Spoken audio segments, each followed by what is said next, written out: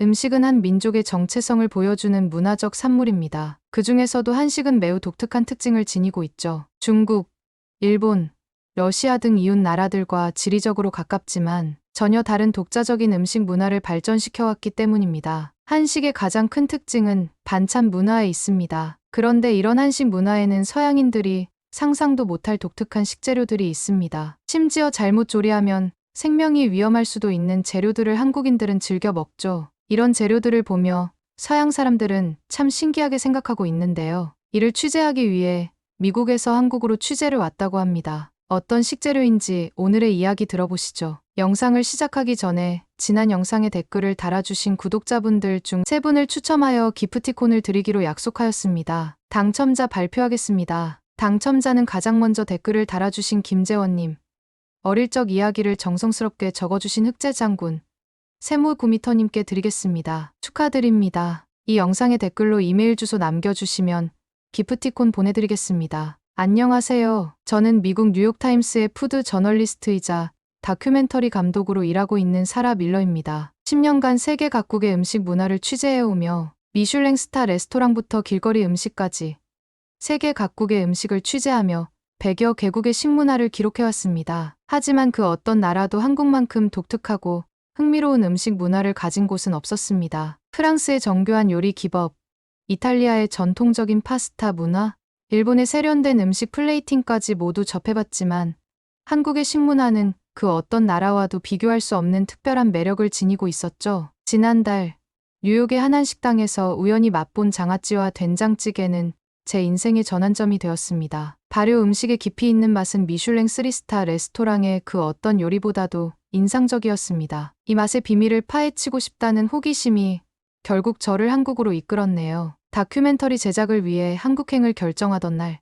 동료들은 미슐랭 스타도 없는 나라에서 무슨 음식 다큐냐며 만류했지만 제 직감은 틀리지 않았습니다. 처음 한국행을 결정했을 때만 해도 한식이라고는 뉴욕 차이나타운 근처에서 맛보았던 김치와 불고기가 전부였습니다. 유튜브로 한식을 검색해봤지만 대부분 삼겹살이나 치킨, 떡볶이 같은 길거리 음식이 줄을 이뤘죠. 과연 이 정도의 음식 문화로 다큐멘터리를 만들 수 있을까 하는 의구심을 안고 비행기에 올랐습니다. 15시간의 긴 비행 끝에 도착한 인천공항. 피곤한 몸을 이끌고 공항 식당가로 향했는데 그곳에서 제 눈을 사로잡은 건 알록달록한 비빔밥이었습니다. 산나물 비빔밥이라고 쓰여 있었죠. 호기심에 주문했는데 눈앞에 놓인 그릇은 마치 정원 같았습니다. 20가지가 넘는 나물들이 각자의 색과 모양을 뽐내며 조화롭게 어우러져 있었어요. 숟가락을 들어 한 입 먹어보니 고소하고 쌉싸래하고 달콤하고 아삭한 식감이 차례로 입안에서 펼쳐졌습니다. 이런 맛은 처음이었죠.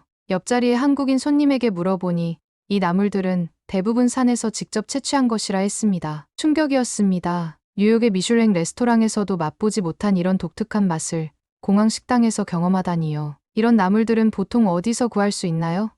제가 묻자 그 손님은 친절하게 설명해 주셨습니다. 한국의 전통시장이나 마트에서 쉽게 찾을 수 있다는 것. 특히 봄이 되면 산에서 직접 나물을 채취하는 사람들이 많다는 것까지요. 심지어 그분의 어머니도 매년 봄이면 산나물을 뜯으러 가신다고 했습니다. 전문 요리사도 아닌 일반인들이 자연에서 식재료를 직접 채취한다는 사실이 놀라웠습니다. 뉴욕에서는 상상도 할 수 없는 광경이었죠. 더욱 신기했던 것은 수많은 나물들이 대부분 산에서 직접 채취한다는 사실이었습니다. 미국에서는 대부분 잡초 취급받아 제거되는 식물들인데 한국에서는 오히려 귀한 식재료로 대접받고 있었죠. 이 독특한 식문화를 취재하기 위해 강원도 정선의 산골마을을 찾아갔습니다. 새벽 5시, 마을 할머니들을 따라 산으로 향했죠. 아직 어둑어둑한 산길을 오르는데 할머니들의 발걸음은 젊은 제가 따라가기 힘들 정도로 가벼웠습니다. 할머니들은 걸으면서도 쉴 새 없이 이야기를 나누셨어요. 여기 곰치 많이 났네.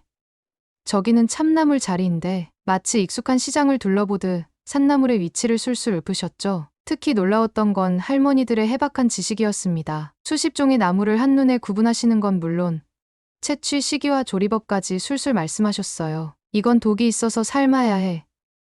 저건 그늘에서 자란 거라 연하고 좋아. 같은 이야기를 들으며 이것이 바로 수천 년간 이어져 온 지혜구나 싶었습니다. 제가 알던 모던한 요리의 세계와는 전혀 다른 자연과 인간이 맺어온 오랜 관계의 증거였죠. 한국의 산나물 문화는 단순한 식재료, 이상의 의미를 가진다는 걸 곧 깨닫게 되었습니다. 그것은 수천 년에 걸친 조상들의 지혜이자 척박한 환경 속에서도 살아남은 한민족의 생존 기술이었습니다. 할머니의 손끝에서 독초가 진미로 변하는 과정을 지켜보며 한국인의 끈기와 창의성에 새삼 감탄하게 됐죠. 할머니들의 지혜에서 발견한 놀라운 점은 단순히 먹거리를 채취하는 것이 아닌 미래를 내다보는 해안이었습니다. 할머니들은 봄나물을 채취하면서도 내년을 생각했죠. 이 자리는 내년에도 나물이 나야 하니까 뿌리 다치지 않게 조심해서 따야 해.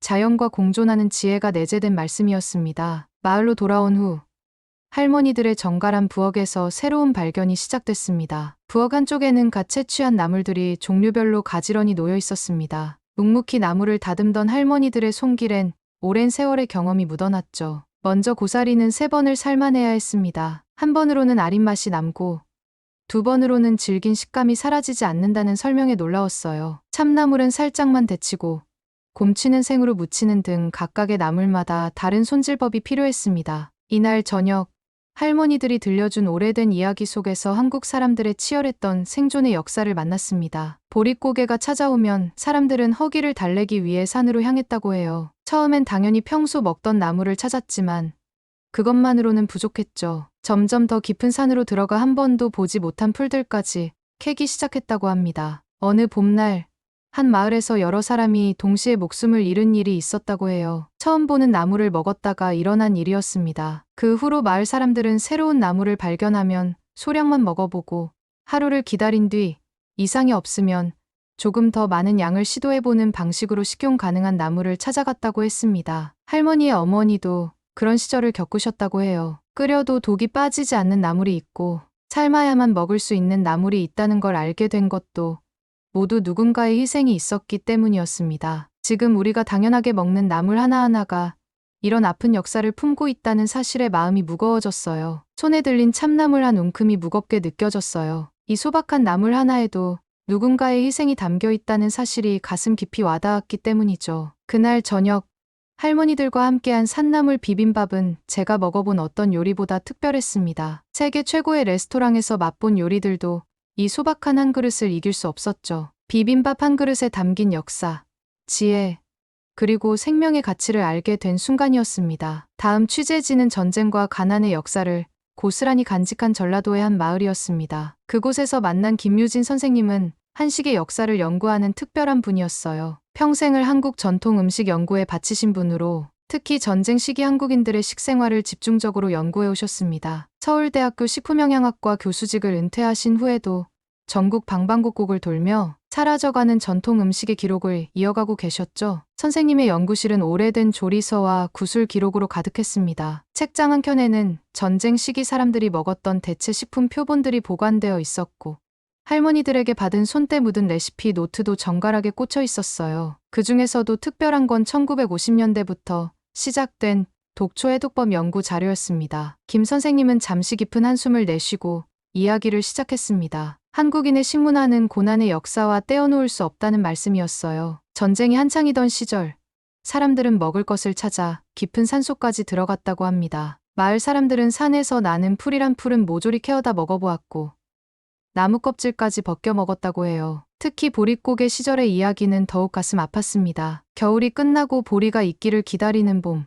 창고에 쌀이 바닥나면 사람들은 먹을 것을 찾아 산으로 향했다고 합니다. 어린 소리풀 따서 죽을 끓여 먹고 나무 껍질을 벗겨 소금물에 담가 먹었다고 해요. 심지어 초등학교 운동장의 풀까지 뜯어 먹었다는 말씀에 문시울이 붉어졌습니다. 1953년의 기록에는 한 마을에서 독이 있는 나무를 잘못 먹고 20명이 넘는 사람이 목숨을 잃었다는 내용도 있었어요. 하지만 그런 와중에도 사람들은 포기하지 않고 먹을 수 있는 풀과 없는 풀을 구분하는 방법을 찾아냈다고 합니다. 더위 충격적이었던 건 독초 연구 이야기였어요. 전쟁 중에는 독초를 해독하는 방법을 찾기 위해 많은 시도가 있었다고 합니다. 쑥의 경우 삶은 물을 3번 갈아주면 독성이 사라진다는 사실도, 고사리는 반드시 말려서 보관해야 한다는 것도 모두 시행착오의 결과였죠. 이런 과정을 거치며 한국인들은 독초를 식재료로 바꾸는 지혜를 터득했다고 해요. 지금은 흔히 먹는 도라지, 더덕, 고사리 같은 산나물도 모두 조상들의 필사적인 실험 덕분에 식탁에 오를 수 있게 된 것이었습니다. 1953년의 기록을 살펴보던 중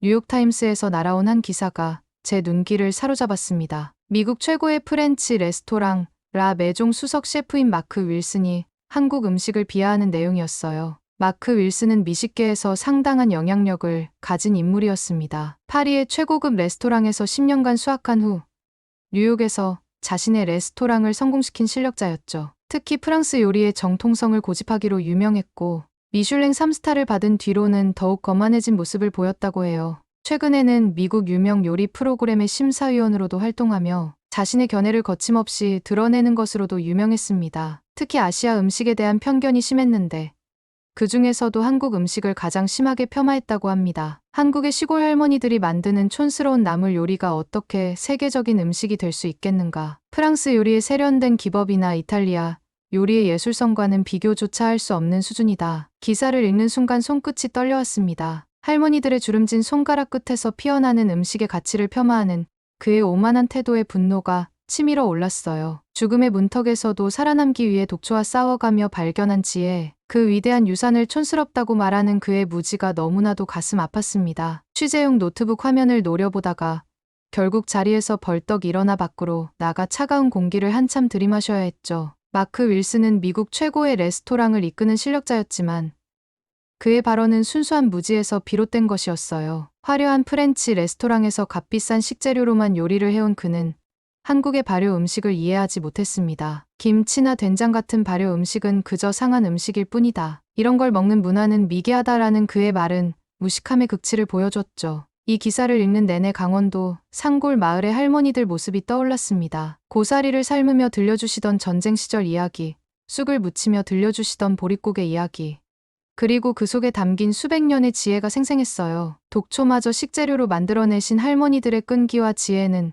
값비싼 트러플과 푸아그라로만 요리를 배운 마크 윌슨은 영원히 이해하지 못할 것이었습니다. 그의 말은 단순히 한국 음식을 비하한 것이 아닌 한국인의 생존을 위한 처절한 노력과 지혜를 모욕한 것이나 다름없었어요. 할머니들의 투박하지만 따뜻했던 손길, 그리고 그 손길이 만들어낸 음식에 담긴 깊은 역사를 그는 결코 알지 못할 것이었죠. 마크 윌슨의 기사를 접고 창밖을 바라보며 깊은 생각에 잠겼습니다. 며칠 동안 취재하며 보고 들은 것들이 새롭게 다가왔어요. 한국 음식은 단순한 요리가 아닌 역사와 생존이 만들어낸 위대한 결과물이었습니다. 서둘러 강원도 할머니들을 다시 찾았습니다. 이번에는 직접 나무를 채취하고 요리하는 과정을 배워보고 싶었어요. 할머니들은 흔쾌히 저를 받아주셨죠. 이른 새벽, 할머니들을 따라 산에 오르면서 나물 하나하나의 이야기를 들었습니다. 저기 보이는 곰치는 곰도 즐겨 먹어서 붙은 이름이야. 곰이 겨울잠에서 깨어나 제일 먼저 찾는 게 바로 이 나물이지. 할머니의 설명에 새로운 시각이 열렸어요. 동물의 생존 본능이 만들어낸 지혜를 인간이 배운 것이었죠. 고사리를 따면서는 더 놀라운 이야기를 들었습니다. 고사리는 해마다 같은 자리에서 돋아나 우리 할머니 때부터 이 자리에서 고사리를 땄다고 하셨어. 단순한 채취가 아닌 대대로 이어져 온 생존의 지도를 그리고 있었던 거였어요. 돌아오는 길에 만난 쑥부쟁이를 보며 할머니는 또 다른 이야기를 들려주셨습니다. 이 나물은 6.25 전쟁 때 많은 사람들의 목숨을 살렸어. 산에 숨어 지낼 때 이 나물로 연명했다고 해. 평화로운 산길에서 들은 전쟁 이야기는 더욱 깊은 울림을 주었습니다. 마을로 돌아와 나물을 다듬으며 할머니들은 조리법의 비밀도 알려주셨어요. 나물마다 삶는 횟수가 달라. 독이 있는 놈은 3번, 아린 맛이 있는 놈은 2번. 이걸 잘못하면 큰일 나. 그 말씀 속에는 목숨을 걸고 얻어낸 교훈이 담겨 있었습니다. 해가 저물 무렵 할머니들과 함께 만든 나물 요리를 먹으며 깊은 깨달음을 얻었습니다. 한국 음식은 단순한 요리법이나 맛의 문제가 아니었어요. 그것은 생존을 위한 처절한 노력, 자연과의 끊임없는 대화, 그리고 세대를 걸쳐 이어진 지혜의 결정체였습니다. 마크 윌슨이 말한 촌스러운 나물 요리는 사실 인류의 위대한 도전이었던 거죠. 값비싼 식재료로 화려한 플레이팅을 하는 것보다 독초를 식재료로 바꾸고 생존의 지혜를 만들어낸 것이야말로 진정한 요리의 예술이었습니다. 나물 채취와 조리법을 배운 후 저는 더 깊이 한국 음식의 정수를 알고 싶어졌습니다. 전라도의 한 마을에서는 도토리묵을 직접 만들어 볼 기회가 찾아왔어요. 처음엔 단순해 보였지만 그 과정은 제 생각을 완전히 바꿔놓았습니다. 이른 아침, 마을 주민들과 함께 도토리를 줍기 위해 산으로 향했습니다. 땅에 떨어진 도토리를 하나하나 주워 담으면서 이 작은 열매 하나로 어떻게 음식을 만들 수 있을지 의문이 들었어요. 주운 도토리는 첫 번째 작업부터 쉽지 않았습니다. 겉껍질을 벗기고 속껍질까지 일일이 손으로 벗겨내야 했죠. 손톱 사이가 까맣게 물들고 손가락이 아파왔지만 멈출 수 없었어요. 이게 겨우 시작이었기 때문입니다. 껍질을 벗긴 도토리는 물에 담가 쓴맛을 빼야 했습니다. 하루에 2번씩 물을 갈아주는 작업을 일주일 넘게 반복했어요. 물이 맑아질 때까지 기다리는 동안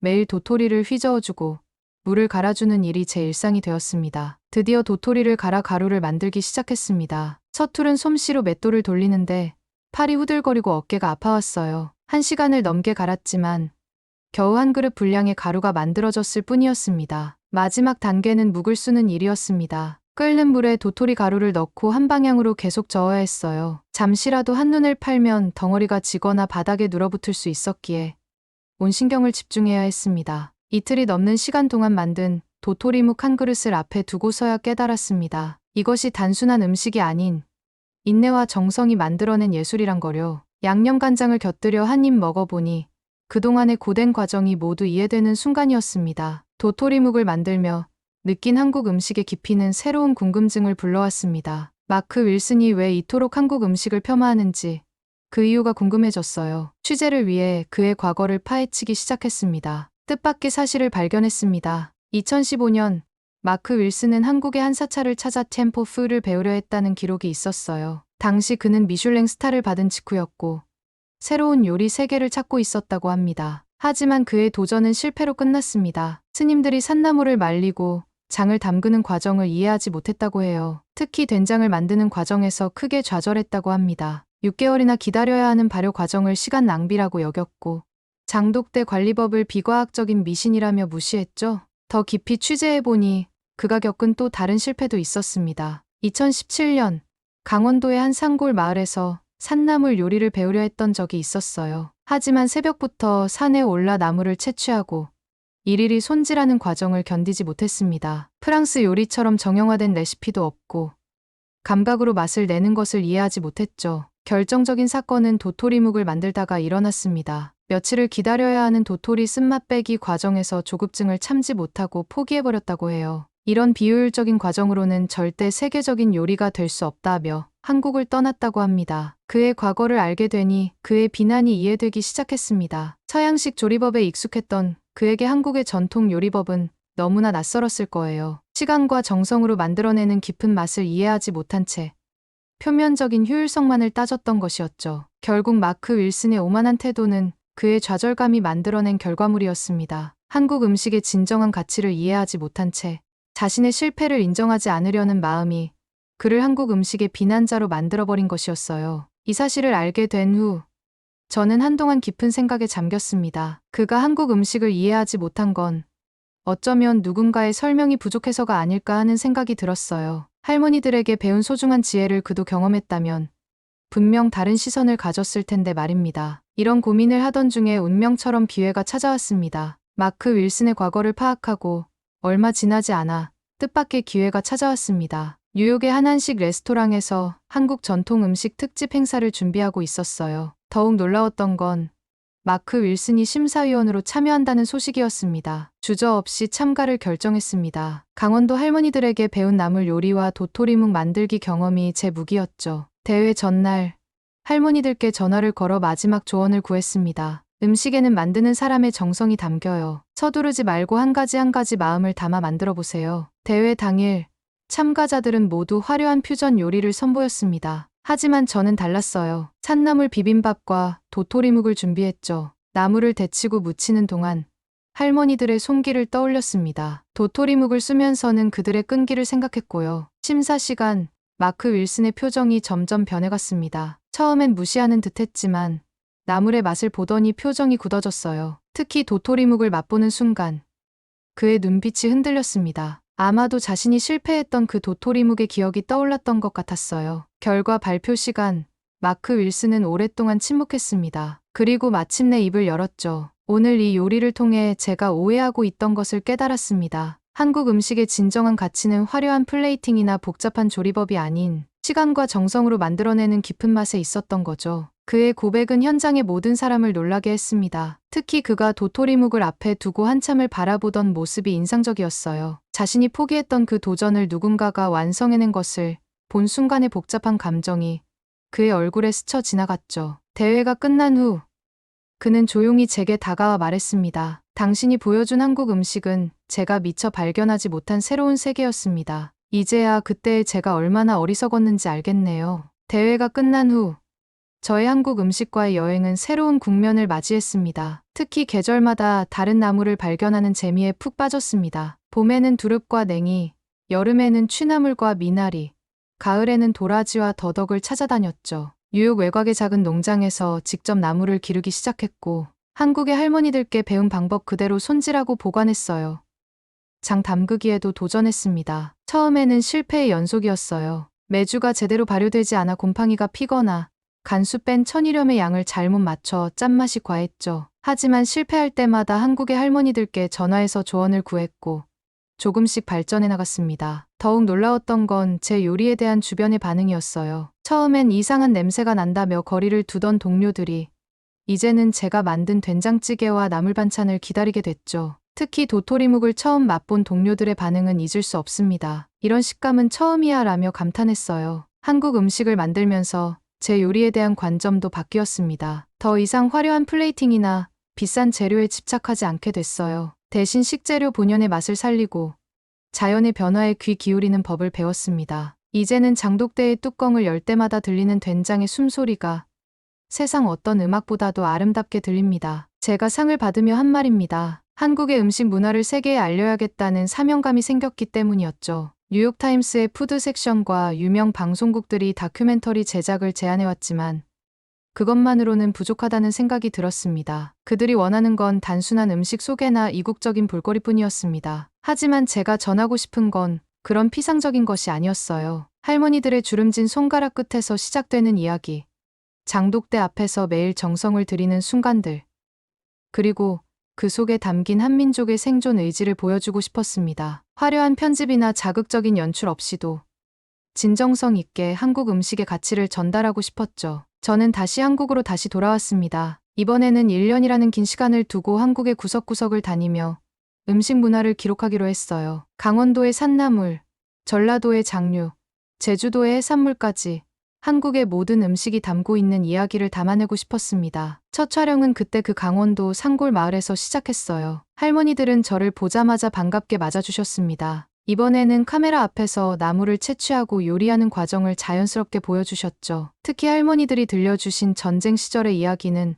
한국 음식에 담긴 생존의 역사를 생생하게 전달해 줄 것 같았습니다. 전라도에서는 된장과 고추장을 만드는 과정을 촬영했습니다. 장독대 앞에서 매일 같이 뚜껑을 열고 닫는 할머니의 정성 어린 모습은 한국 음식의 정수를 보여주기에 완벽했죠. 그리고 제주도에서는 해녀들이 물질을 하고 해산물로 음식을 만드는 과정을 담았습니다. 이 다큐멘터리는 단순한 요리 프로그램이 아닌 한 민족의 생존과 지혜를 담은 기록이 될 것입니다. 할머니들의 주름진 손에서 시작된 이야기가 이제는 전 세계인의 마음을 울릴 준비를 하고 있습니다. 다음 사연은 한국의 건축물을 보고 전 세계인들이 건축학자들이 놀랐던 이야기입니다. 한번 들어보시죠. 여기 외국에서 인정받는 박사가 컨퍼런스에서 발표된 내용을 보고 믿을 수 없다는 표정을 짓고 있는데요. 과연 그녀는 어떤 내용을 듣고 이렇게 놀랐는지 오늘의 사연 시작하겠습니다. 안녕하세요. 저는 태국계 미국인인 클라라 완나스리입니다. 현재는 서울대학교 건축학과 박사과정에서 한국의 건축 기술을 연구하고 있죠. 처음 한국행을 결심했을 때만 해도 이렇게 오래 머물게 될 줄은 몰랐습니다. 한국과의 첫 만남은 우연이었어요. 미국 UCLA 건축학과 석사과정 중 지도 교수님의 추천으로 참석한 국제 건축 포럼에서 한국의 전통 건축과 현대 건축의 조화로운 발전 과정을 접하게 되었죠. 그날 발표에서 한국의 전통 건축이 자연 환경을 고려한 과학적 설계를 바탕으로 했다는 점이 인상적이었습니다. 특히 한옥의 처마 각도가 계절별 태양 고도와 완벽히 조화를 이루어 여름에는 뜨거운 햇살을 차단하고 겨울에는 따스한 햇볕을 받아들인다는 설명에 큰 충격을 받았어요. 현대 건축에서 이야기하는 패시브 디자인의 원리가 이미 수백 년 전 한국 건축에 녹아 있었다는 사실에 제 관심은 자연스럽게 한국으로 향했습니다. 귀국 후 한국 건축에 대한 자료들을 찾아보면서 점점 더 깊이 빠져들었어요. 전통 한옥의 과학적인 환기 시스템은 제 예상을 뛰어넘는 수준이었습니다. 특히 대청마루 아래 설치된 구들장이 여름철 자연 냉방 장치로 활용되었다는 점이 흥미로웠죠. 마루 및 공간을 통해 시원한 공기가 순환되는 원리는 현대 건축의 친환경 설계와 맞닿아 있었어요. 더욱 놀라웠던 것은 조선시대 궁궐의 배수 시스템이었습니다. 경복궁의 암거 배수로는 현대 도시의 우수 처리 시스템과 흡사했고, 이는 한국의 건축 기술이 얼마나 앞서 있었는지를 보여주는 증거였죠. 한국은 마치 살아있는 건축 박물관 같았어요. 고대부터 현대까지 시대별로 진화해온 건축 기술의 흐름을 한눈에 볼 수 있었기 때문입니다. 그렇게 6개월간 자료를 수집하고 분석하면서 한국 건축이 제 인생의 터닝포인트가 될 것이라는 확신이 들었어요. 서울대학교 건축학과 박사과정 지원은 자연스러운 선택이었고, 운 좋게도 합격하게 되었습니다. 합격 소식을 들었을 때의 그 설렘과 기대감은 지금도 생생하네요. 한국에 도착한 첫날, 인천공항에서 서울로 향하는 길은 지금도 선명히 기억납니다. 활주로에서 이륙하는 비행기들이 마치 한강의 물결처럼 보였고, 고층 빌딩들 사이로 보이는 고궁의 모습은 마치 시간 여행을 하는 듯한 느낌을 주었어요. 특히 인상 깊었던 것은 경복궁의 다폭의 양식이었습니다. 처음 경복궁을 방문했을 때 지붕을 받치고 있는 기둥 위에 복잡하면서도 정교한 공포 구조를 보며 놀라움을 금치 못했어요. 기둥 위에서 꽃봉오리처럼 피어난 듯한 장식이 단순한 장식이 아닌 무거운 기와 지붕의 하중을 효과적으로 분산시키는 과학적 구조물이라는 사실에 감탄했죠. 한옥의 석가래와 보구조는 마치 현대 건축의 트러스 시스템을 보는 것 같았어요. 특히 서울 종로구의 한 한옥 수리 현장을 방문했을 때가 기억에 남네요. 장인이 낡은 석가래를 교체하는 작업을 지켜보면서 각 부재가 서로 완벽한 균형을 이루며 하중을 분산시키는 원리를 직접 관찰할 수 있었죠. 비가 오는 날이었는데도 장인은 묵묵히 작업을 이어갔고, 저는 그의 손놀림 하나하나를 놓치지 않으려 우산도 잊은 채 지켜보았습니다. 수백 년의 시간을 뛰어넘어 현대 건축 원리와 맞닿아 있는 지혜를 발견하는 순간 제 연구의 방향이 더욱 선명해졌습니다. 한국의 건축 기술은 단순히 과거의 유산이 아닌 현재와 미래를 이어주는 살아있는 지식이었기 때문이죠. 한국에서의 일상은 제게 새로운 발견의 연속이었습니다. 특히 첫 지하철 경험은 잊을 수 없는 해프닝으로 남아있어요. 당시 저는 강남역에서 혼자 지하철을 타려다 곤란한 상황에 처했죠. 복잡한 노선도 앞에서 헤매고 있을 때 한 고등학생으로 보이는 여학생이 다가와 영어로 천천히 목적지까지 가는 법을 설명해 주었습니다. 더 놀라웠던 건 그 뒤였어요. 열차 안에서 자리를 양보받았고 환승역에서 길을 잃었을 때는 건장한 회사원이 자신의 일정이 늦어질 수 있음에도 제가 탈 열차까지 안내해 주었죠. 태국에서는 상상도 할 수 없는 정확한 배차 시간과 깔끔한 역사도 인상적이었지만 그날 만난 사람들의 따뜻한 배려가 서울 지하철의 가장 큰 매력으로 남았습니다. 서울의 대중교통을 처음 경험하던 날 뜻밖의 일이 있었습니다. 미국에서는 늘 교수님들과 카풀을 했던 학회 참석이었는데 한국의 지도 교수님은 지하철이 더 빠르다며 지하철역에서 만나자고 하셨어요. 처음엔 의아했지만 강남 러시아워의 절묘한 지하철 버스 환승 시스템을 경험하며 제 생각이 얼마나 편협했는지 깨달았습니다. 그날 아침 9호선에서 버스로 갈아타는 과정은 마치 완벽한 안무를 보는 것 같았어요. UCLA 시절 버스 한 번 타기 위해 30분씩 기다리던 제게는 신선한 충격이었죠. 교수님은 저를 보며 웃으셨어요. 클라라는 운이 좋네요. 제가 학생일 때는 이런 시스템이 없어서 학회에 지각한 적이 한두 번이 아니었거든요.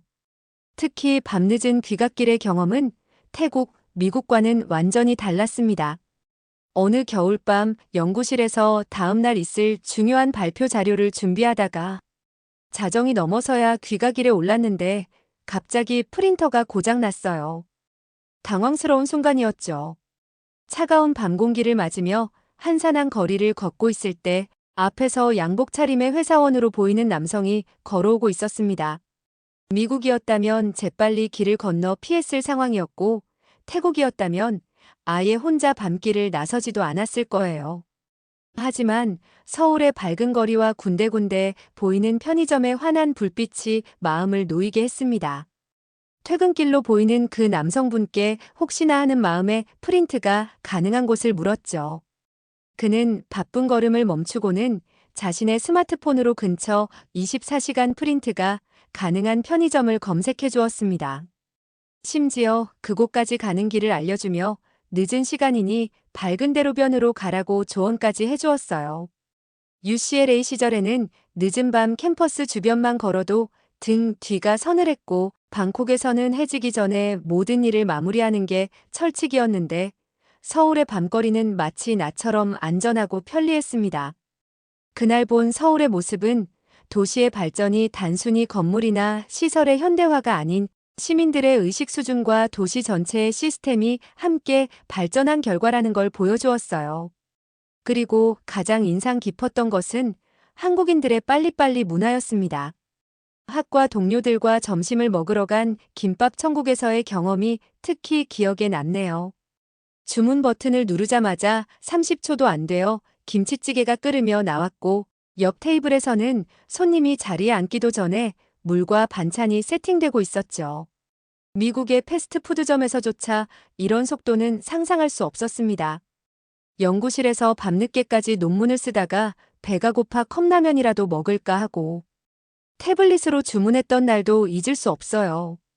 주문 완료 버튼을 누른 지 29분 만에 초인종이 울렸고 문 앞에는 제가 고른 컵라면과 함께 과자, 음료수까지 완벽하게 배달되어 있었습니다. 태국에서는 일주일 걸리던 택배가 한국에서는 하루면 충분했고 UCLA 시절 캠퍼스 주변 가게들은 저녁 9시면 문을 닫았지만 서울에서는 새벽에도 따뜻한 음식을 배달시켜 먹을 수 있었죠. 처음에는 이 빠른 속도에 적응하느라 애를 먹었습니다. 지하철에서 카드를 꺼내는 것이 조금이라도 늦어지면 뒤에서 한숨 소리가 들렸고 편의점 카운터에서 지갑을 찾는 동안 줄은 순식간에 길어졌으니까요. 하지만 시간이 지나면서 이 빨리빨리가 단순한 조급증이 아니라는 것을 이해하게 되었습니다. 연구실 선배가 태블릿으로 식자재를 주문하고 퇴근길에 무인 편의점에서 찾아가는 모습을 보며 이것이 바로 한국의 효율성 추구가 만들어낸 혁신이라는 걸 깨달았어요. 서울에서의 매일은 새로운 배움의 연속이었습니다. 도시의 구석구석에서 발견되는 효율성과 편리함은 분명 우연이 아닌 치밀한 계획과 끊임없는 혁신의 결과였어요. 이런 일상적인 모습들이 제 연구에 새로운 영감을 주었고 한국의 발전 과정을 더 깊이 이해하게 되는 계기가 되었습니다. 서울대 연구실에서 평소와 다름없이 자료를 정리하던 그날 제 휴대폰에 방콕 포스트 알림이 떴습니다. 삼성전자 태국 공장 철수 결정이라는 헤드라인이 화면을 가로질렀죠. 손가락이 떨려 기사를 여는데도 시간이 걸렸습니다. 방콕 교외의 그 거대한 공장은 제게 남다른 의미가 있었습니다. 어린 시절 아버지가 근무하셨던 현지 전자회사가 삼성에 인수되면서 우리 가족의 일상은 완전히 달라졌었죠. 주말이면 자전거를 타고 공장 근처 잔디밭으로 소풍을 갔던 기억이 납니다. 아버지는 점심 도시락을 드시며 삼성의 이야기를 들려주셨는데 한국 기업의 체계적인 교육 시스템과 기술력을 이야기하실 때면 눈빛이 반짝이셨습니다. 태국 전자산업의 미래가 바로 저 푸른 잔디밭 너머에 있다고 믿었던 시절이었죠. 하지만 이제 그 공장이 문을 닫는다는 소식에 마치 어린 시절의 추억까지 무너지는 것만 같았습니다. 연구실 창밖으로는 늦봄의 화창한 하늘이 펼쳐져 있었지만 창가에 비친 제 얼굴은 흐린 날씨처럼 어두웠습니다. 떨리는 손으로 스마트폰 화면을 넘기며 관련 기사들을 하나하나 읽어보았죠. 3개월간의 노사협상 결렬, 지속된 생산 차질로 인한 경쟁력 상실, 동남아 시장 재편 불가피 같은 차가운 헤드라인들이 마치 아버지의 자랑스러웠던 옛 기억을 지우는 것만 같았습니다. 점심시간 구내식당의 붉은 벽돌 창가 자리에서 우연히 만난 한국인 동료 김민수 연구원이 재창백한 안색을 걱정스러운 눈빛으로 바라보았습니다. 태국 뉴스를 보여주자 그는 잠시 생각에 잠긴 듯 젓가락을 내려놓더니 자신의 고향 구미 이야기를 꺼냈습니다. 구미는 삼성전자의 주력 공장이 있는 도시였죠. 80년대 초반까지만 해도 한국의 제조업 현장은 격렬한 파업과 첨예한 노사 갈등으로 얼룩져 있었다고 합니다. 하지만 정부의 강력한 산업 정책과 기업의 끊임없는 기술, 혁신, 근로자들의 땀방울이 어우러지면서 지금의 놀라운 경쟁력을 갖추게 되었다는 설명이었습니다. 연구실로 돌아와 태국과 한국의 경제 발전 과정을 비교한 자료들을 찾아보았습니다. 1970년대까지만 해도 태국의 GDP가 한국보다 높았다는 충격적인 사실이 수치로 나타났습니다. 당시 방콕은 화려한 쇼핑몰과 국제적인 호텔들이 들어서며 아시아의 새로운 허브로 부상하고 있었고 관광산업은 이미 황금기에 접어들어 있었습니다. 반면 한국은 여전히 수출주도 산업화의 고단한 길을 걸으며 노동집약적 제조업에 전력을 다하고 있었죠. 방콕의 화려한 밤거리와 서울의 어두운 공장지대는 너무나 대조적이었고 그때만 해도 모든 경제 지표는 태국의 압도적 우위를 보여주고 있었습니다. 하지만 그 시기 한국은 겉으로 드러나지 않는 곳에서 기술 개발과 산업 구조, 고도화를 위한 치열한 노력을 기울이고 있었다는 사실을 뒤늦게 알게 되었습니다. 하지만 지금은 어떤가요? 제가 살고 있는 서울 곳곳에는 삼성, 현대, LG 같은 세계적 기업들의 최첨단 사옥이 늘어서 있습니다. 반면 태국은 여전히 외국 기업의 생산기지 역할에 머물러 있죠. 태국 공장 철수 소식을 전하는 기사들을 읽으며 두 나라가 걸어온 서로 다른 길이 선명하게 보였습니다. 가끔 연구실 창밖으로 보이는 관악산 능선을 바라보며 생각합니다. 높은 산을 오르는 방법은 여러 가지겠지만 결국 한 걸음 한 걸음 꾸준히 전진하는 것이 가장 확실한 방법이라는 걸 한국은 잘 알고 있었던 것 같아요. 이제는 그 등산로에서 태국이 길을 잃은 게 아닌가 하는 생각이 듭니다. 삼성전자의 태국 공장 철수 소식 이후 더 깊은 이해를 위해 태국 현지 언론들의 보도를 면밀히 살펴보았습니다. 2014년 태국 아유타야 공장의 전자레인지 생산 라인이 말레이시아로 이전된다는 소식이었습니다. 현지 언론들은 이를 태국 제조업의 위기로 보도했고 실제로 여러 글로벌 기업들이 비슷한 고민을 하고 있다는 사실도 알게 되었습니다. 아버지의 지인이었던 전직 글로벌 기업 임원과 연락이 닿으면서 더 구체적인 이야기를 들을 수 있었습니다. 특히 노조 자문위원이었던 위라퐁 사리시라는 인물의 이야기가 인상적이었습니다. 그는 표면적으로는 노동자들의 권익을 위해 일한다고 했지만 실제로는 노사 간의 작은 갈등을 부풀리고 이간질하는데 능했다고 합니다. 위라퐁은 공장 내 사소한 불만들을 모아 SNS에 과장되게 퍼뜨리곤 했습니다.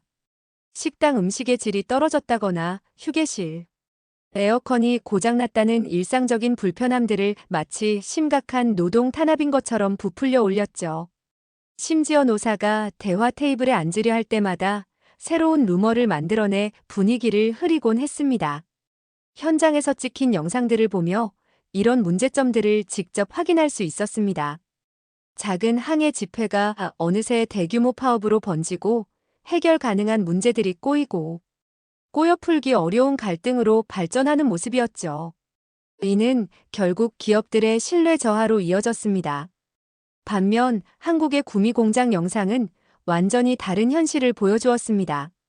한 영상에서는 노사협의회 장면이 담겨 있었는데 근로자 대표와 경영진이 한 테이블에 앉아 진지하게 의견을 나누는 모습이 인상적이었습니다.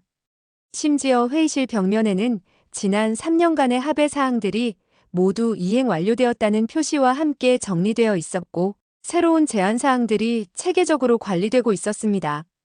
특히 기술 교육 현장을 담은 장면은 더욱 놀라웠습니다. 경력 20년의 엔지니어가 신입사원들에게 최신 생산 설비 운용법을 차근차근 설명하는 모습, 직원들이 퇴근 후에도 자발적으로 남아 스터디 그룹을 만들어 공부하는 모습이 담겨 있었습니다.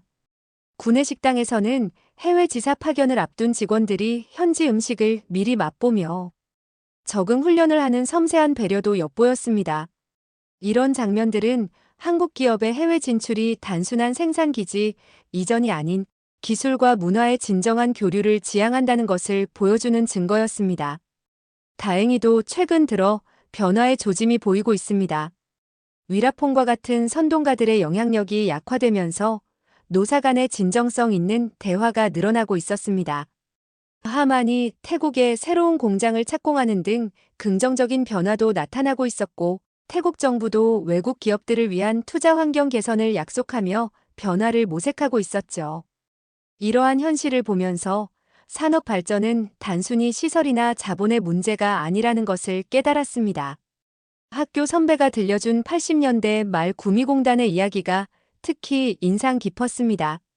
당시 젊은 기술자였던 그의 아버지는 매일 밤늦게까지 현장에서 직원들과 기술 개발에 매진했고, 주말이면 직원 가족들과 함께 공장 운동회를 열며 신뢰를 쌓았다고 합니다.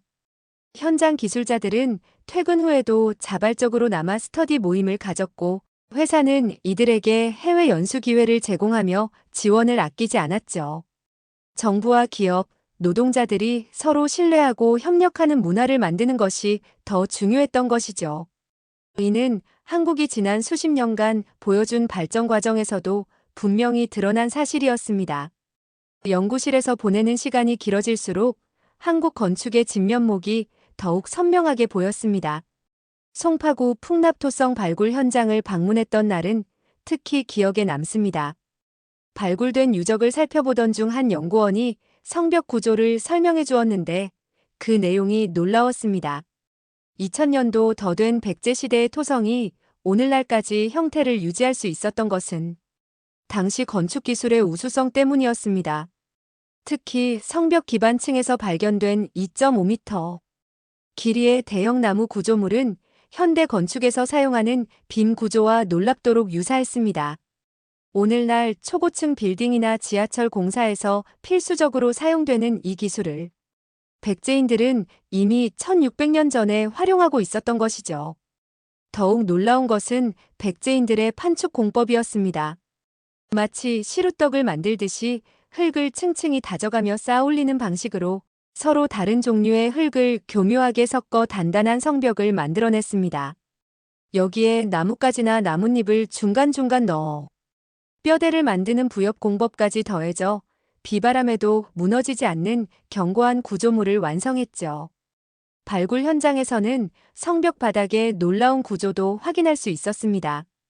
백제인들은 토성을 쌓기 전에 나무 기둥을 촘촘히 박아 흙을 채워 넣을 여러 축조 공간을 만들었습니다. 이렇게 구간을 나누어 공사를 진행하고 바닥과 둘레에 돌을 깔아 구조를 보강하는 방식은 마치 현대의 구획 공법을 보는 것 같았습니다. 연구를 진행하면서 현대 한국 건축의 뿌리가 이런 고대의 지혜에 있다는 확신이 들었습니다. 이 정도 규모의 토성을 쌓기 위해서는 8톤 트럭 20만 대 분량, 즉 150만 톤 이상의 흙이 필요했을 것이며 연인원 100만 명 이상의 노동력이 투입되었을 것으로 추정됩니다. 이는 당시 백제가 이미 체계적인 건축 기술과 뛰어난 관리 능력을 보유하고 있었다는 증거였죠. 서울 도심의 고층 빌딩들을 바라보며 생각했습니다. 이 현대식 건물들의 기초에는 수천 년을 이어온 한국의 건축 기술이 숨쉬고 있었습니다. 일제강점기와 한국 전쟁을 거치며 많은 것이 파괴되었지만 한국인들의 건축 혼과 기술력은 사라지지 않았습니다. 오히려 그 정신은 현대 건축의 혁신적인 기술로 승화되어 세계를 놀라게 하고 있었죠. 한국의 경제 발전이 우연이 아니었다는 생각이 들었습니다. 지하철 공사 현장에서 마주친 터널 공법, 초고층 빌딩의 내진 설계, 친환경 건축 기술까지. 이 모든 것의 근간에는 오랜 세월 축적된 기술력과 장인 정신이 자리 잡고 있었기 때문입니다. 방콕의 화려한 쇼핑몰과 서울의 삼성전자, 사옥을 비교하면서 두 나라의 다른 선택이 만들어낸 결과를 생각해 보았습니다. 1970년대까지만 해도 태국의 1인당 GDP는 한국을 앞섰고 방콕은 아시아의 새로운 경제 중심지로 부상하고 있었습니다. 어릴 적 기억 속에 방콕은 화려했습니다. 수쿰빛 거리의 호화로운 쇼핑몰들, 눈부시게 반짝이는 호텔들, 외국인 관광객들로 북적이는 거리. 태국은 관광산업과 외국 자본에 기대어 빠른 성장을 이뤄냈죠. 반면 같은 시기 한국은 수출 주도형 산업화의 고된 길을 걸었습니다. 구로공단과 울산공단에서는 수많은 노동자들이 자국 기업의 경쟁력 강화를 위해 구슬땀을 흘렸습니다. 서울대 도서관에서 찾은 경제개발 5개년 계획 자료들은 한국의 선택이 얼마나 전략적이었는지를 보여주었습니다. 정부는 장기적인 비전을 가지고 중화공업을 육성했고 기업들은 끊임없는 기술 혁신을 추구했습니다.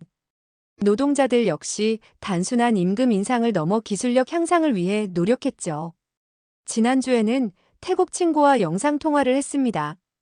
그는 방콕 외곽의 한 공장에서 일하고 있었는데 대부분의 설비가 외국 기업의 것이었고 핵심 기술은 모두 본사에서 관리한다고 했습니다. 반면 서울 구로디지털 단지의 한 벤처기업을 방문했을 때 직원들은 자부심을 가지고 자체 개발한 기술을 설명해 주었죠. 방콕의 관광객용 시장에서 흔히 보이는 외국 브랜드 모조품들이 떠올랐습니다. 한때는 그것이 태국의 제조업 경쟁력을 보여주는 것이라 생각했어요. 하지만 지금 서울 코엑스몰의 삼성 매장에서 외국인들이 최신 스마트폰을 사기 위해 줄을 서는 모습을 보며 진정한 경쟁력이 무엇인지 깨닫게 되었습니다. 한강변을 산책하며 본 연구개발단지의 불빛은 한국의 미래를 보여주는 듯 했죠. 수많은 연구원들이 밤늦게까지 새로운 기술 개발에 몰두하고 있었어요. 같은 시각 방콕에서는 묻 관광객들이 화려한 야시장의 불빛 아래서 값싼 공산품을 고르고 있을 것입니다. 두 나라의 서로 다른 선택은 현재 진행형입니다. 태국이 여전히 외국 자본과 관광 수입에 의존하는 동안 한국은 자체 기술력으로 세계 시장을 선도하고 있죠. 아버지가 일하셨던 공장이 문을 닫는 모습을 보며 태국이 놓쳐버린 기회가 아쉽기만 하더라고요. 삼성전자 공장의 실상이 궁금해 현지 노동자들과 접촉을 시도했어요. 우연히 태국 방송국의 한 기자를 통해 공장 내부 사정을 자세히 알게 되었습니다. 그가 보여준 취재 자료들은 위라퐁 사리시라는 인물의 실체를 보여주고 있었죠. 위라퐁은 노조 자문위원이라는 직함으로 공장을 드나들었다고 해요. 그의 SNS에는 노동자들의 권익 보호를 외치는 글들이 가득했지만 실제로는 조직원들을 이용해 공장 내 분위기를 나쁘게 만드는데 급급했습니다. 식당 음식의 질이 떨어졌다는 작은 불만부터 시작해 임금 인상, 노동시간 단축까지 모든 문제를 극단적으로 부풀리는 것이 그의 방식이었네요. 현장 CCTV 영상도 인상적이었습니다. 노사가 대화 테이블에 앉으려 할 때마다 위라퐁의 측근들이 나타나 분위기를 험악하게 만들었어요. 한 번은 회사 측이 임금 인상안을 제시했는데 그는 외국 기업이 태국을 식민지처럼 대한다며 노동자들을 선동했다고 하네요. 서울에서 만난 전직 태국 공장 관리자의 증언도 충격적이었습니다. 위라퐁은 직원들의 개인적인 불만을 수집해 이를 회사를 압박하는 수단으로 활용했죠. 신입사원의 실수로 발생한 작은 사고도 그의 손을 거치면 대형 안전사고로 둔갑했어요. 연구실 컴퓨터로 태국 언론 보도를 검색하던 중 흥미로운 사실을 발견했네요. 위라퐁은 여러 외국계 기업에서 비슷한 수법으로 문제를 일으켰고 그때마다 신기하게도 그의 측근들이 운영하는 하청업체들이 새로운 계약을 따냈다는 겁니다. 어느 날 아침 위라퐁의 실체가 드러나기 시작했어요. 그의 SNS 계정에 올라온 호화로운 휴가 사진들이 논란이 되었고 노동자들을 위한다던 그의 주장이 허울 뿐이었다는 사실이 밝혀졌습니다.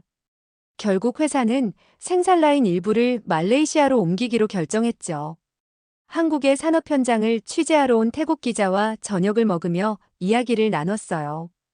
그는 태국의 진짜 문제는 위라폰 같은 사람들이 아니라 이런 상황을 방치하는 시스템이라고 했습니다. 한국이 노사정 협의체를 통해 대화의 기틀을 마련한 것과는 달리 태국은 여전히 이해 당사자들 간의 불신이 깊다고 하네요. 서울 종로의 한 카페에서 연구 자료를 정리하던 중 옆자리에서 흥미로운 대화가 들렸어요. 한 외국인 투자자가 한국의 벤처기업 대표를 만나 투자 조건을 제시하고 있었죠. 기술력은 인정하지만 생산은 동남아시아에서 하는 게 어떻겠습니까? 라는 투자자의 말에 그 대표는 고개를 저었습니다.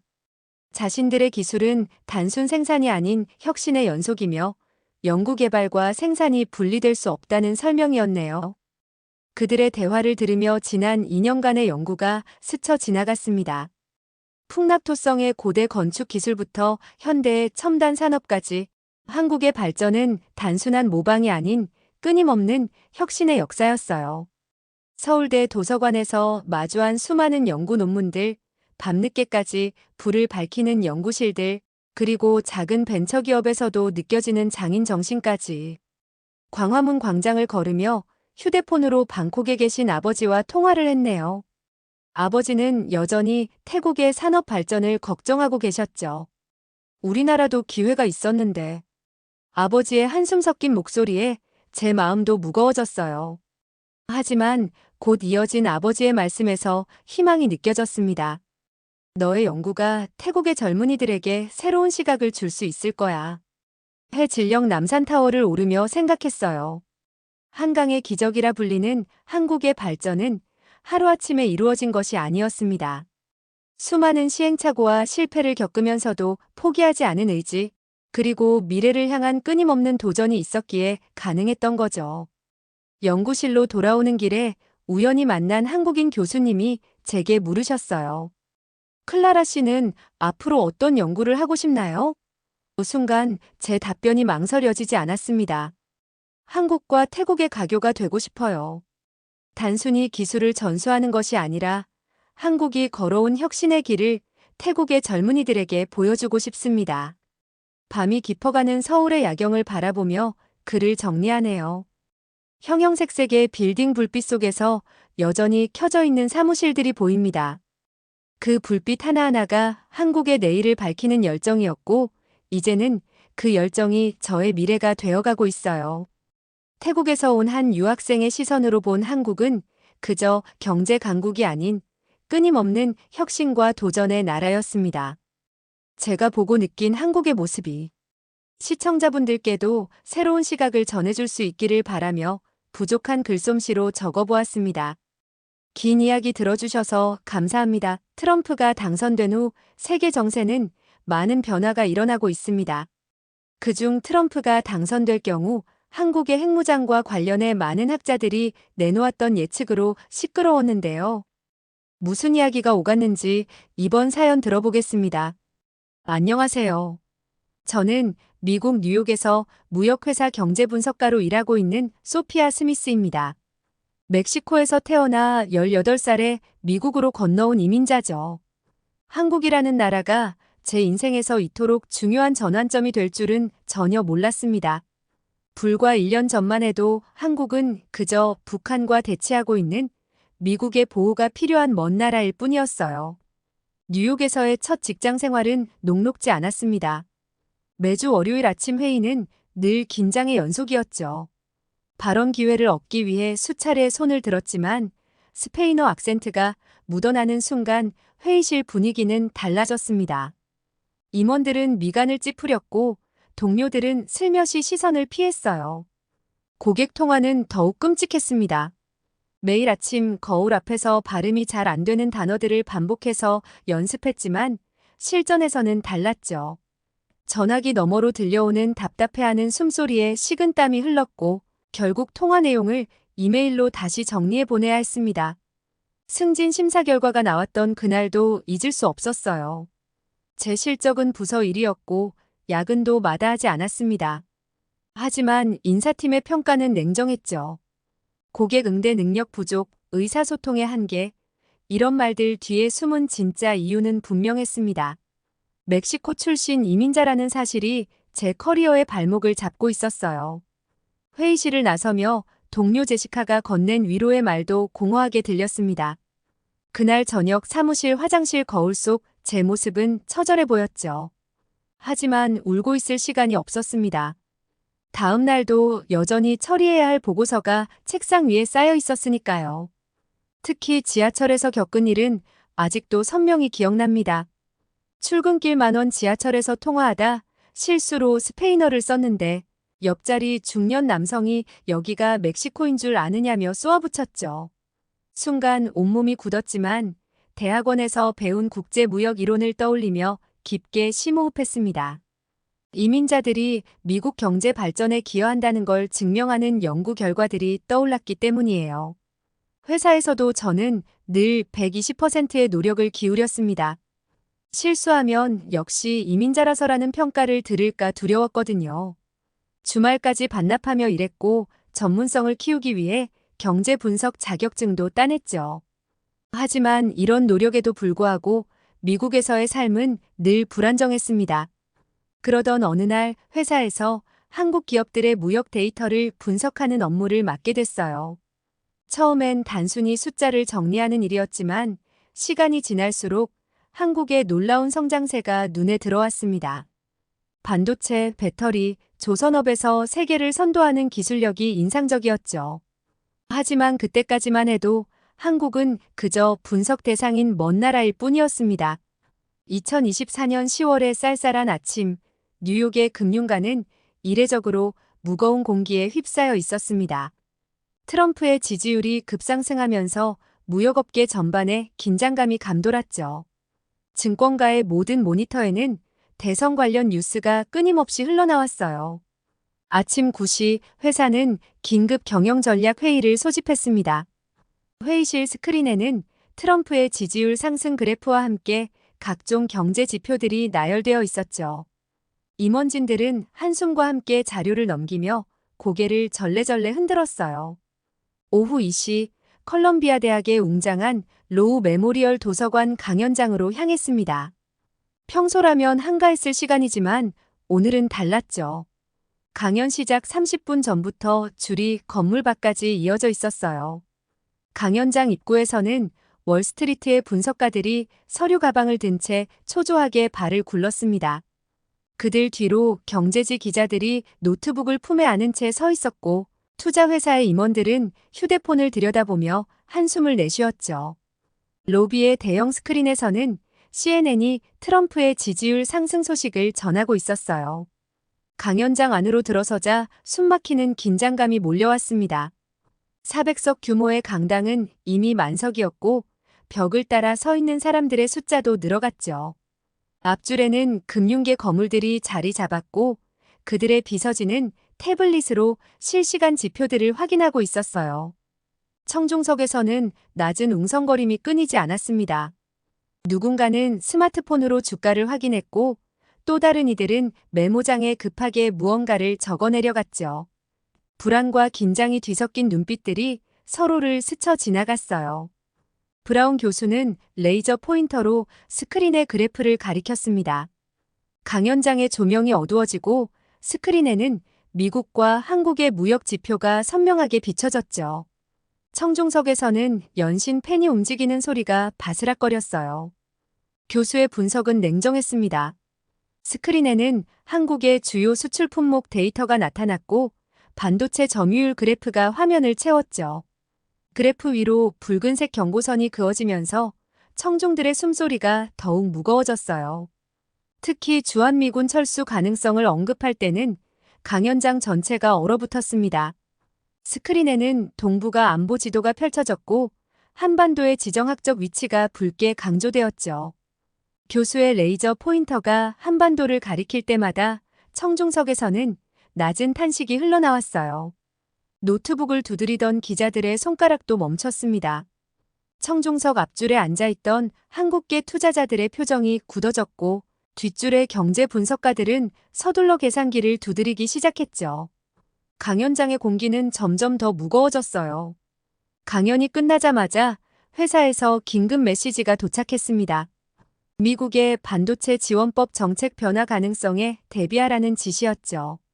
책상 위 모니터에는 한국 기업들의 무역 데이터가 여전히 반짝이고 있었어요. 7번가를 지나는 지하철 어라인의 푸른 좌석에 기대 앉았습니다. 강연의 여운이 채 가시지 않은 상태에서 휴대폰을 꺼냈죠. CNN 앱의 알림이 연달아 울렸어요. 화면을 넘길 때마다 한반도 관련 뉴스가 쏟아져 나왔습니다. 북한 신형 ICBM 발사 성공 주장, 한국 증시, 안보 불안의 하락세 같은 헤드라인이 눈에 들어왔죠. 특히 위성사진 속 북한의 미사일 발사대 모습은 위압적이었어요. 맞은편에 앉은 월스트리트 직장인들도 비슷한 뉴스를 보고 있었습니다. 누군가는 고개를 절레절레 흔들었고 또 다른 이는 한숨을 내쉬었죠. 지하철이 어두운 터널을 지날 때마다 휴대폰 화면에 비친 뉴스 헤드라인이 더욱 선명하게 다가왔어요. BBC, 로이터, 블룸버그. 모든 외신이 한반도 정세를 집중 조명했습니다.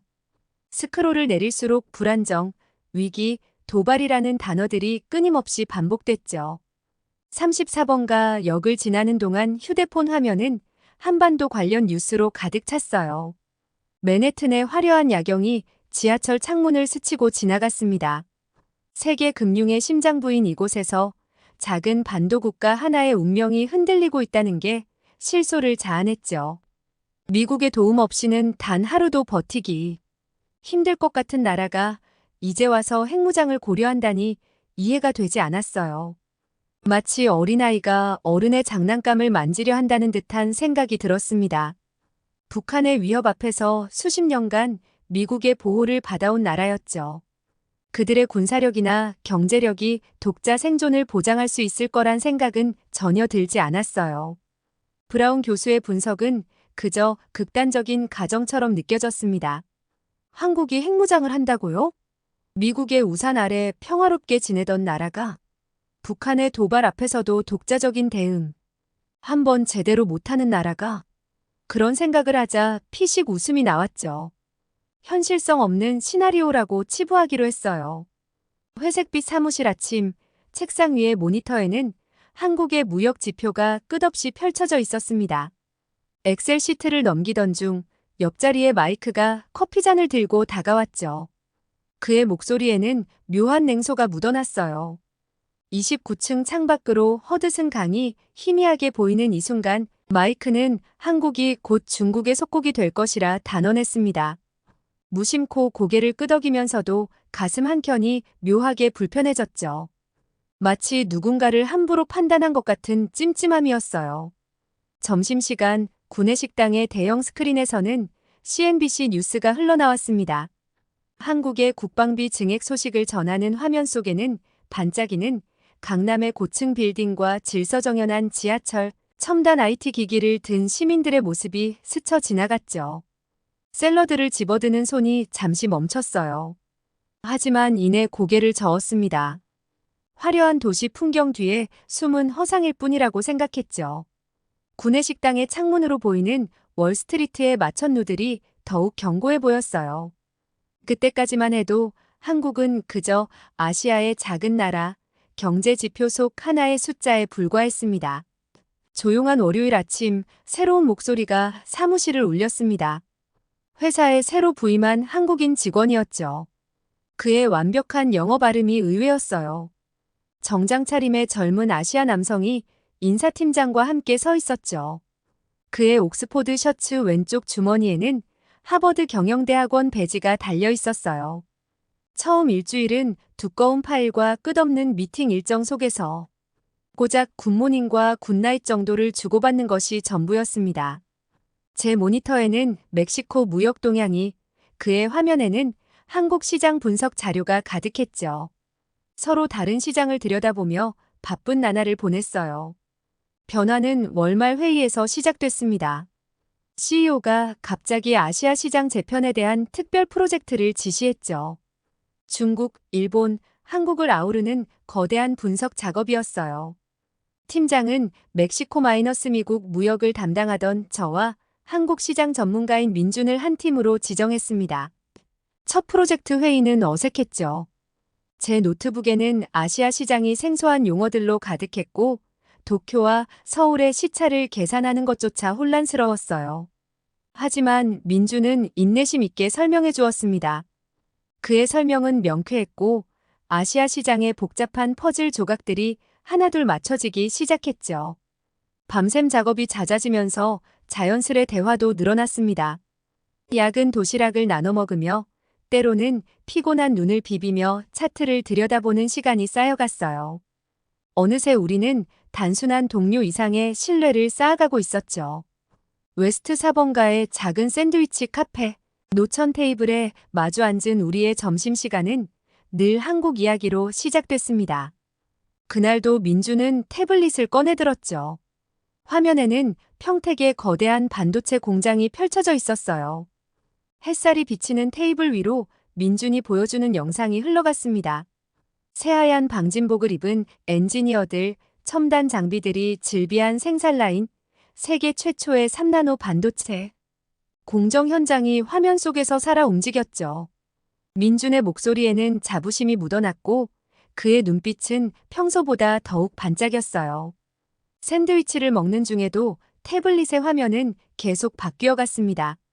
울산의 거대한 배터리 공장, 서울 시내를 누비는 수소전기차, 도심 곳곳에 설치된 오지 기지국까지.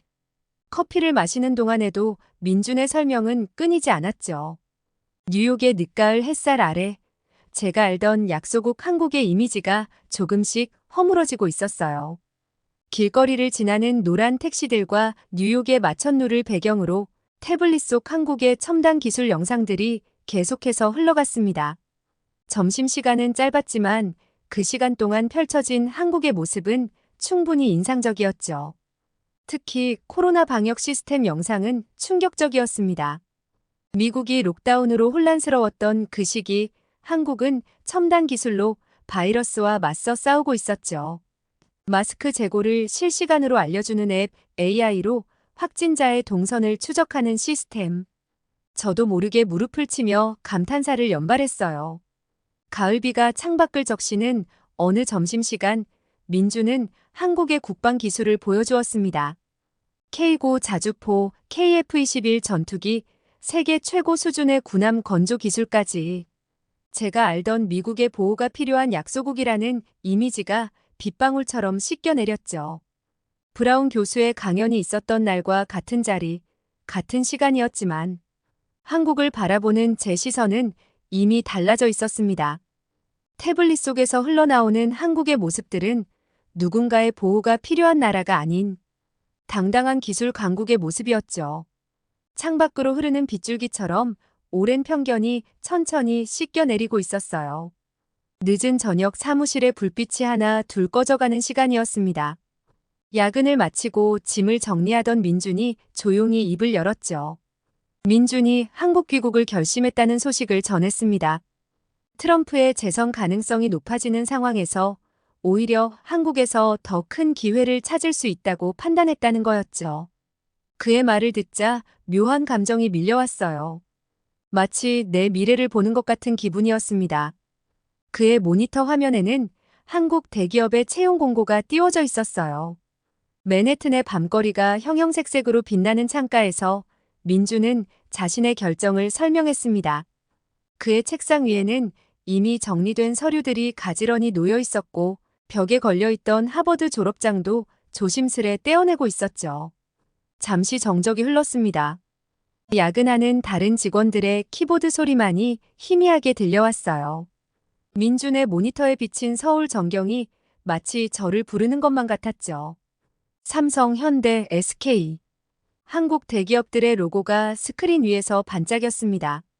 제 책상 위에는 트럼프의 지지율 상승을 알리는 뉴스 기사가 펼쳐져 있었어요. 그 옆으로 멕시코계 이민자 차별 사건을 다루는 기사도 보였습니다. 민준의 선택이 갑자기 선명하게 다가왔죠. 월요일 아침 9시 차가운 공기가 감도는 회의실에서 분기별 실적 보고가 시작됐습니다. 제가 준비한 보고서는 완벽했고 예측 모델은 정확도 98%를 기록했죠. 하지만 로버트 웨스트 부장의 눈빛은 이미 차가웠어요. 프레젠테이션이 절정에 달했을 때였습니다. 로버트는 의자를 삐걱거리며 뒤로 젖히더니 마치 기다렸다는 듯 제 발표를 끊었죠. 회의실 공기가 순식간에 얼어붙었어요.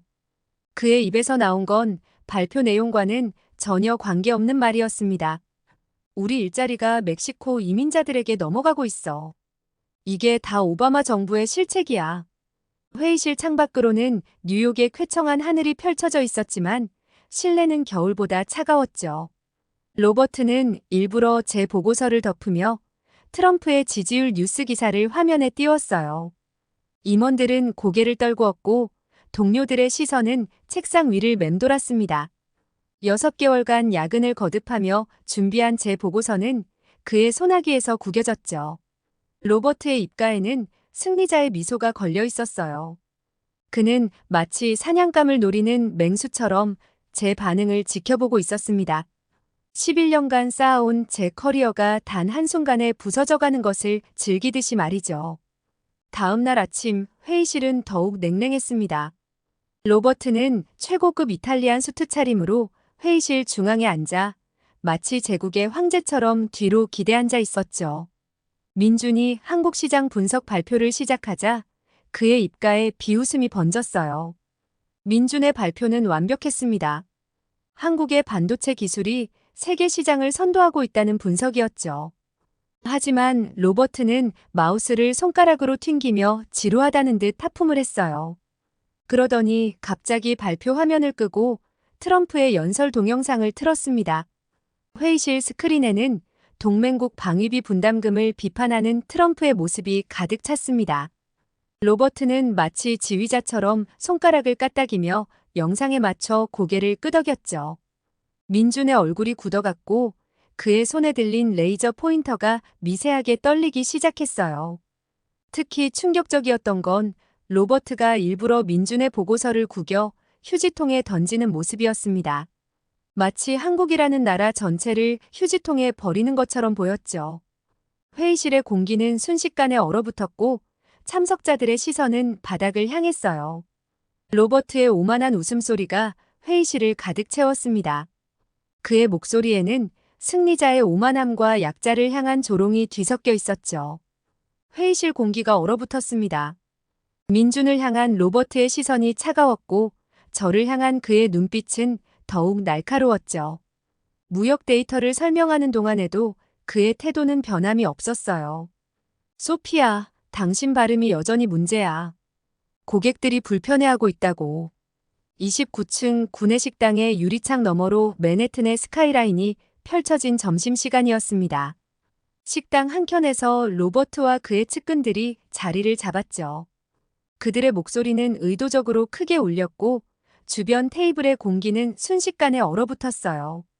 민준과 저는 창가 자리에 앉아 있었습니다. 제 앞접시에는 집에서 가져온 멕시칸 샐러드가, 민준의 그릇에는 김치 도시락이 놓여 있었죠.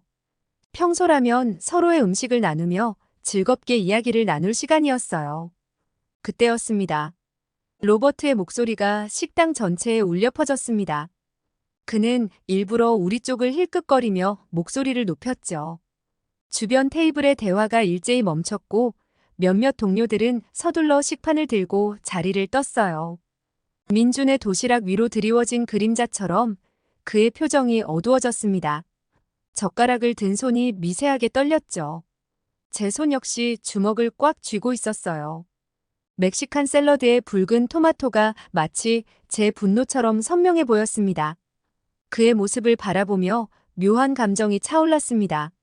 11년 전 18살의 제가 처음 미국에 발을 디뎠을 때의 희망과 설렘이 무색해졌죠. 이곳이 정말 제가 있어야 할 곳일까? 민준의 선택이 다시 한번 떠올랐어요.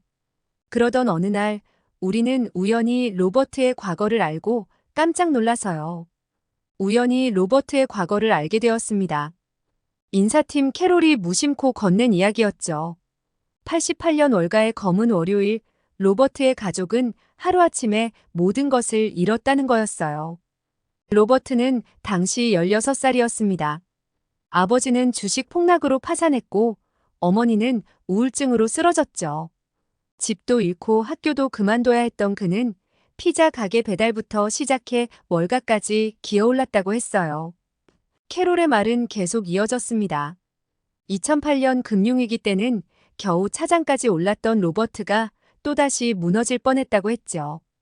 외국계 금융사들이 미국 시장을 흔들었다며 그때부터 그의 외국인 혐오가 시작됐다는 거였어요. 모든 것을 잃은 어린 시절의 트라우마가 그를 저렇게 만들었다고. 인사팀. 캐롤의 이야기를 듣고 나서도 씁쓸함만 커져갔습니다. 하지만 이해할 수 없었습니다.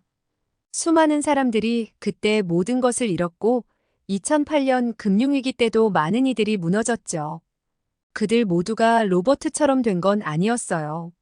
상처는 이해가 되지만 그 상처로 다른 이들에게 상처를 주는 것은 정당화될 수 없었습니다. 사무실 창가에 서서 뉴욕의 황혼을 바라보며 생각했습니다.